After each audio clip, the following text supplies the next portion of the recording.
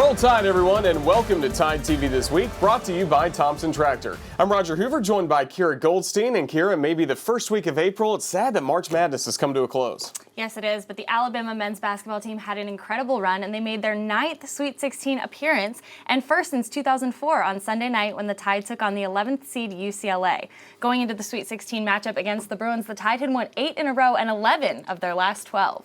Early on, UCLA drew 2 fouls on Herb Jones in the first minute of the game. Trailing 7-1, the Tide used a 14-0 run to jump out to a 15-7 lead. UCLA then countered the Tide's run with a 9-2 run to take a 21-20 lead.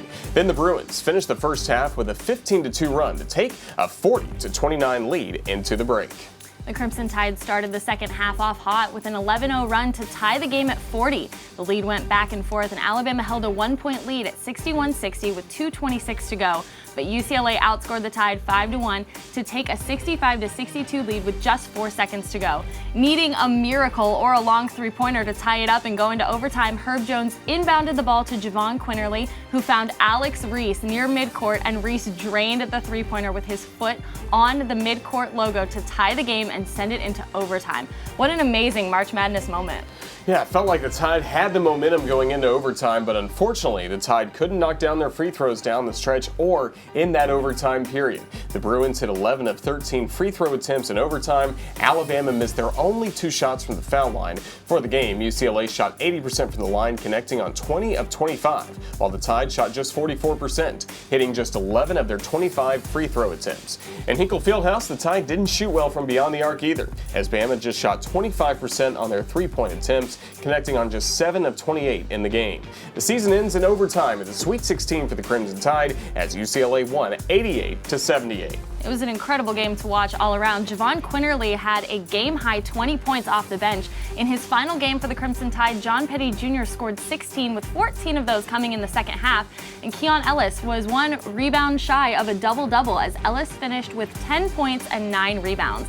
And in his final game, playing for the Crimson Tide, Herbert Jones finished with 8 points and 9 rebounds. Let's not forget this feeling. We're a lot better team than this, and you got to be great every night in March, or it's a one-game elimination tournament. The best team doesn't always win.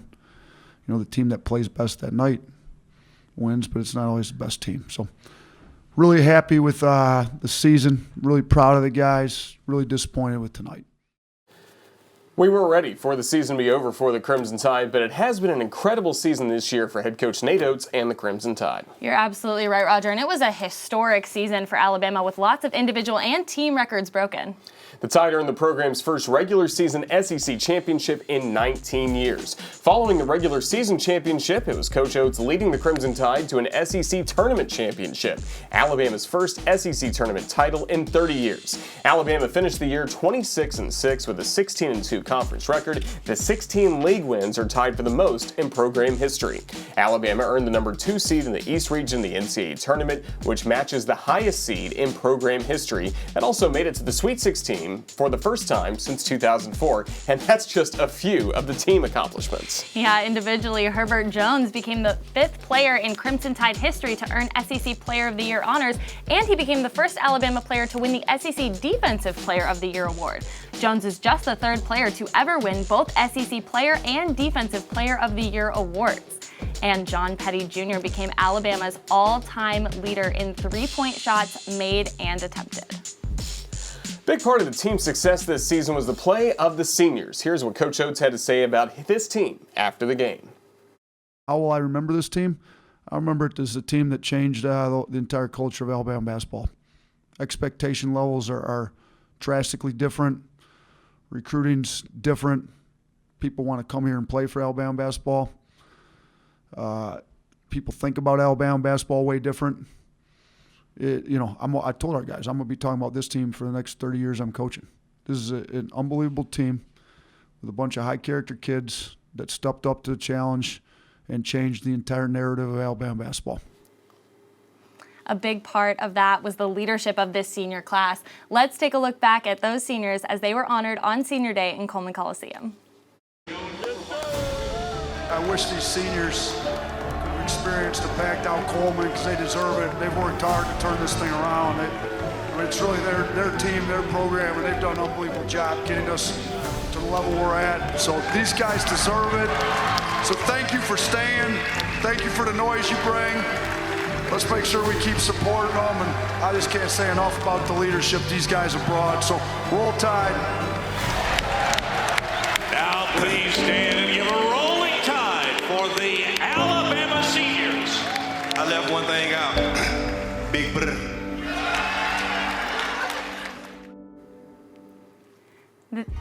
The team sent out a thank you tweet to the fans, but we wanted to say thank you to the team and to the seniors. It has been an incredible season, 26-6 regular season and SEC tournament champions, and the Tide made it to the Sweet 16 for the first time since 2004. A big roll Tide and thank you for an amazing season. Roll Tide indeed, and just like Coach Saban said a few years ago, I believe this is the beginning, not the end. Kira, it never gets old winning championships here at the University of Alabama. You're absolutely right. I heard we're not a football school, we are a championship school, Roger. So let's watch the champions cut the nets down one more time as we go to break.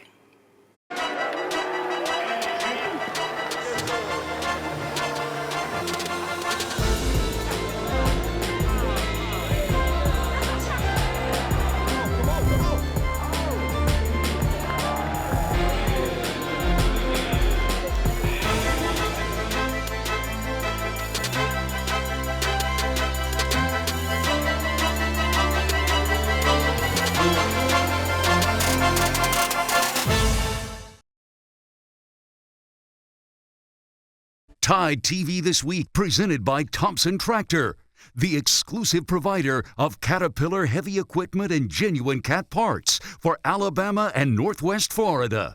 Visit ThompsonTractor.com for more information. The University of Alabama, where legends are made. Ford, for great offers on F-150, see your local Ford dealer. Proud sponsor of the Crimson Tide. Welcome back to TideTV This Week, brought to you by Thompson Tractor. The Alabama women's basketball team just finished their season in the NCAA tournament, and like the men, the women made some history this season. Head coach Christy Curry and the Crimson Tide made it to the NCAA tournament for the first time since 1999. Let's take a look back at some of the accomplishments from this past season. Hey, there's 32 teams going home, but not us! And there's a nice bucket, count it! Lewis just fearless going to the basket. Alabama does, they get the three. Natural release three is good. And Alabama! And there's 40. What a move by the senior. Ace Walker finishes. Finds Walker, left corner at three, bottom. Back to Barber, top of the key at three. You know it. Hannah from Homewood. Barber knocks down her third. Barber, right side floats it up. It's in. Barber with the three-pointer. Yes. Puts it in, and she's fouled. That is a career high 29 points for Jordan Lewis. A chance at 30 coming at the free throw line. And Copeland left wide open in the paint. Knocks down another for Alabama. Megan Abrams. Hello. She's got it, throws it in, and she's fouled. All right. Allie Craig Cruz. Her 11th three of the right season. Corner to Rice. Three-pointer up and in. Destiny Rice. Give her more minutes. Myra Gordon for three. Megan Abrams driving to the hoop, finishes through contact. You didn't see the flex at the end. Oh, I saw the flex at the end. And yeah, she says, I'm a big guard. Walker, another three, and it's a new career high for Jasmine Walker. Hey, a wise man once said, ain't no pressure when you're having fun, man. Period. Hey, look out. 10 matchup. Alabama making their first NCAA appearance since 1999. Roll on, Tide, roll on.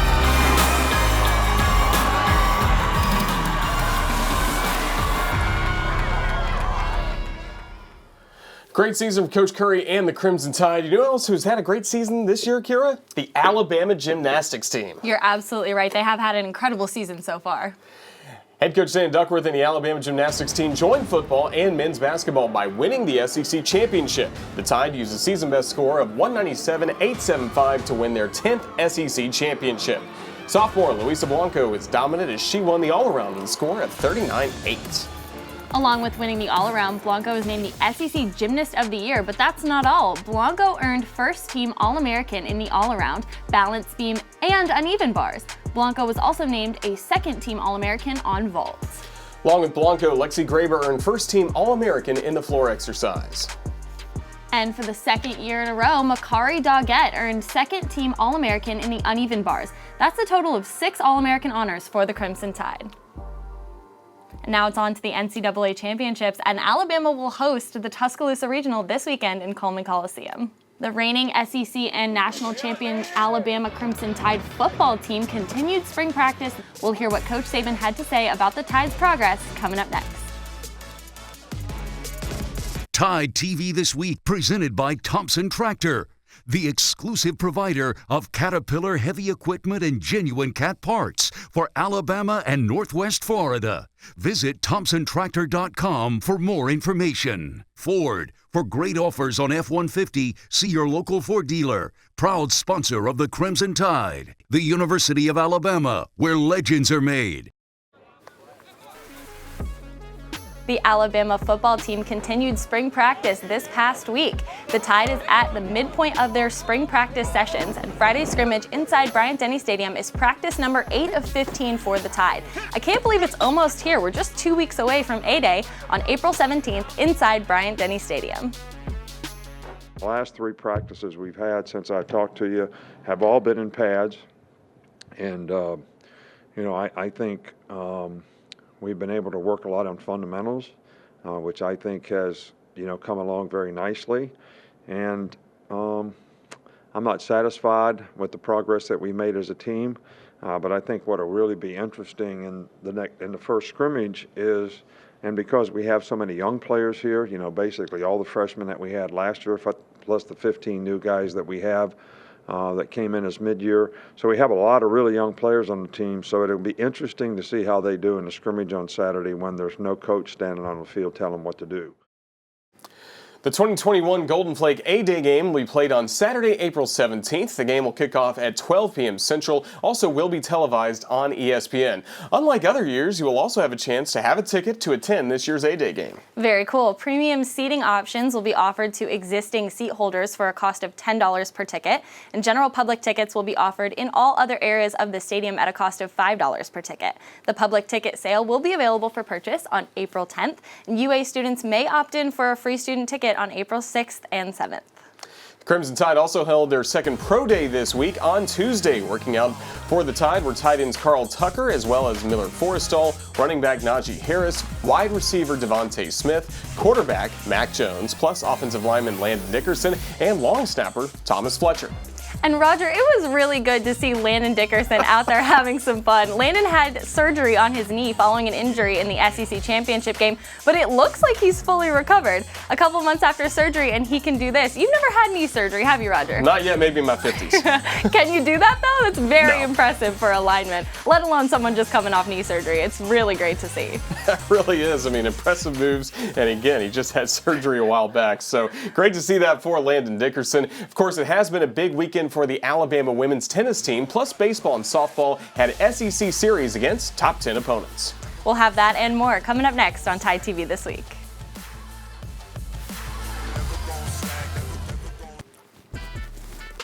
Welcome back to TideTV This Week, brought to you by Thompson Tractor. The Alabama softball team was on the road this past weekend as the 3rd-ranked Crimson Tide traveled to Lexington to take on the 7th-ranked Kentucky Wildcats. Crimson Tide had dominated the all-time series against the Wildcats by an impressive 48-9 margin going into this past weekend series.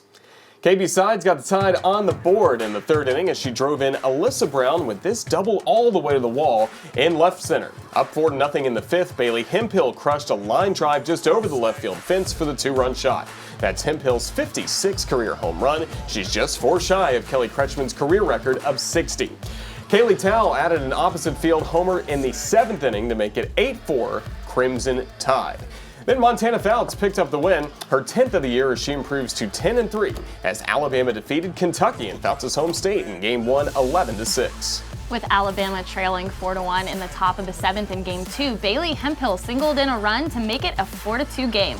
With 2 on and 2 out, the go-ahead run at the plate for the Tide in Lexi Kilfoyle, the Wildcats pitcher got Kilfoyle to fly out just shy of the warning track in center field to end the game. Kentucky won that game 4-2. In Game 3, Alabama jumped out to a 4-0 lead, but the Wildcats scored 2 runs in both the 6th and the 7th innings to tie the game at 4. In extra innings, with the bases loaded, the Wildcats were able to beat the throw home for the winning run. Kentucky won Game 3 and the series with a 5-4 victory in extra innings. That was the first series loss of the season for the Crimson Tide. Patrick Murphy's squad is now 26-4 on the year and 4th in this week's rankings. The Alabama baseball team entered conference play 14-3, but has had a tough start to the SEC season, facing the number 1 and number 3 teams in the nation in back-to-back weekends. Tide took one from number 1 ranked Arkansas to begin SEC play as the Tide dominated the number 1 team in the nation at 16-1, but it was a bit tougher this past weekend against the 3rd ranked Ole Miss Rebels. Alabama led 3-1 going to the 9th in Game 1 of Friday's doubleheader, but Ole Miss scored 8 in the top of the 9th to take Game 1 9-6. It was a pitcher's duel in Game 2. Dylan Smith allowed just 1 run across 7 innings of work as he struck out 8 batters, but the Tide couldn't get a run across the board as the 3rd-ranked Rebels won Game 2 2-0. Alabama couldn't pick up a win in Game 3 either on Saturday as Ole Miss completed the series sweep with the 11-6 win. And unfortunately, it doesn't get any easier this weekend as Alabama welcomes 9th-ranked Tennessee to Sewell-Thomas Stadium. A tough start to the season, Roger, facing the number 1, number 3, and number 9 ranked teams to begin SEC play. That's tough. It certainly will be tough. After a bye week, the Alabama women's tennis team returned to action with a couple of matches on the road against Missouri and 22nd-ranked Arkansas. The Crimson Tide picked up the 4-3 win over the Missouri Tigers to begin the weekend. The Crimson Tide kept that momentum rolling in Sunday's matchup against 22nd-ranked Arkansas as the Tide picked up the 4-3 upset win over the 22nd-ranked Razorbacks.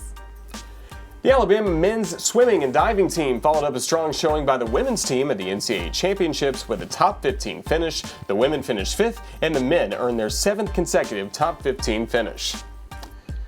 You know, it is a shame that we cannot show highlights of the Crimson Tide in the men's NCAA basketball tournament. Per NCAA rules, we can't show any highlights until the tournament is over. That's unfortunate, but Roger, you know, they're not going to keep a game-tying 3-pointer at the buzzer in the Sweet 16 by the Tide out of our plays of the week. How did we get around the no video policy? Stick around, we'll have that coming up next in just 90 seconds.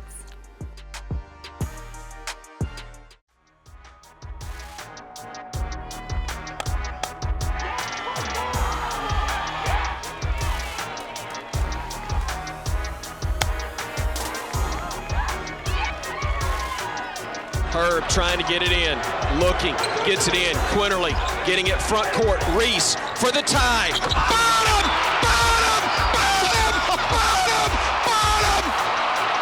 Alex Reese hit the 3, and we are going to overtime!